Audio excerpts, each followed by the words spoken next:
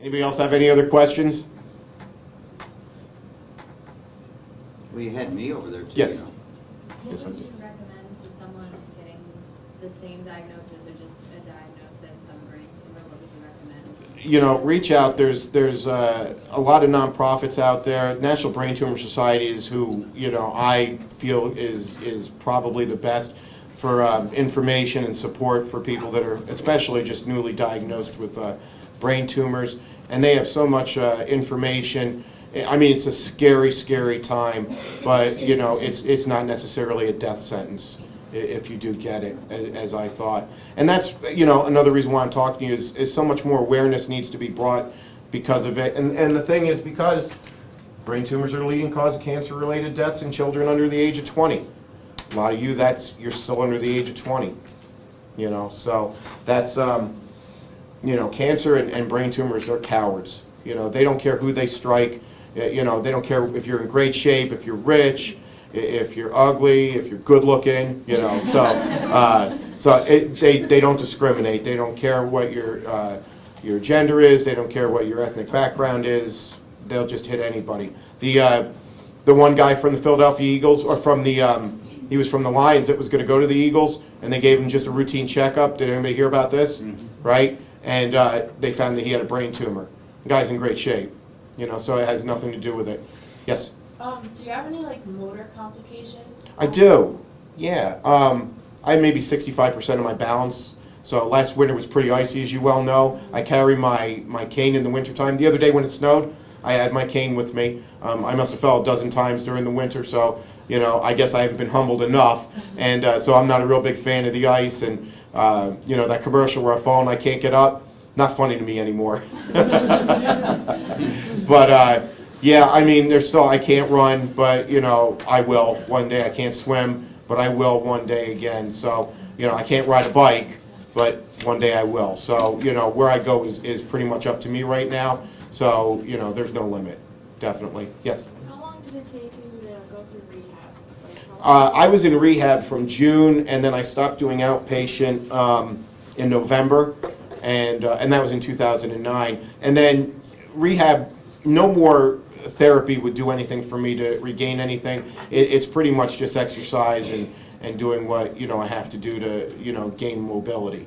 But, you know, it's going pretty well. But, you know, my damage was pretty severe, so, you know, it's going to take a while. And, you know, it was funny because you'd make progress in leaps and bounds, and all of a sudden it's like you plateaued. So I have to look at it, you know, on like a monthly kind of a basis, see where I was the month before, you know, to see. Because the increases in what I can do physically are very minute, but they're happening.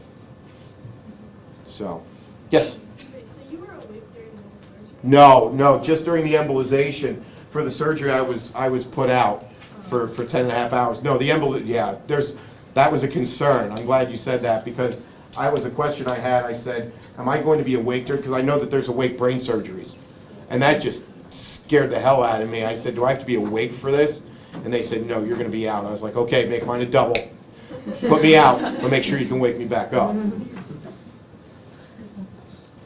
Rick, is this pretty early?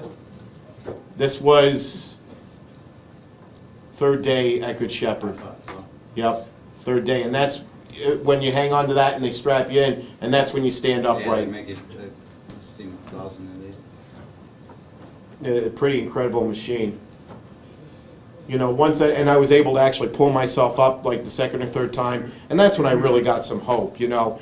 And when I was getting some more mobility, my right side started coming back about 2 weeks before my left side would. So whatever my right side was doing, the left side would do 2 weeks later. So where I would take a step, this wasn't moving, so they were helping me move this as I was going. But I had to relearn how to walk, which was just, you know, it was very, very interesting, because when we learn to walk, we're like, you know, babies. So I mean, you don't really know how you learn how to walk. But when they were doing it, you're like, okay, sit up on there, put your nose over your toes, do this, and it was like a 6-step process. It would take me like 10 times to actually get it the first time.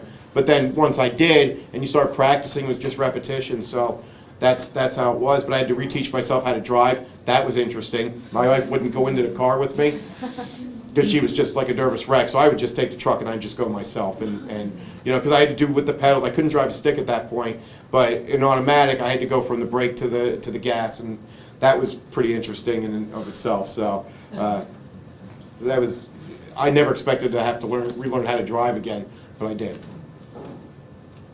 How did staff help you through your plateaus? They were amazing. I mean, they were so supportive, and even when, you know, I was having you know, days where I wasn't able to accomplish what I wanted to, they kept it up, and they kept changing it up, and they really worked hard to get me to walk again. And I thought that was just you know, that, and even for I work for student activities here on the campus. And it was very therapeutic for me to know that they promised me not only I would have my job, but my supervisor position when I came back, whenever that was. So that was, you know, I didn't have to worry about my job. So many people, they can't work or they're fired from their jobs because they have brain tumors or brain cancer. And every other cancer, you hear about this all the time. They get cancer and then, you know, they're just let go.